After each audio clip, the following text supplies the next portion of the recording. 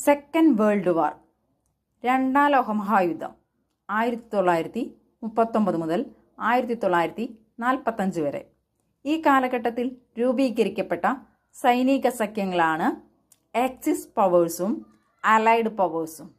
Axis powers അച്ചുതണ്ടു ശക്തികളെന്നോ allied powers സഖ്യശക്തികളെന്നോ അറിയപ്പെടുന്നു.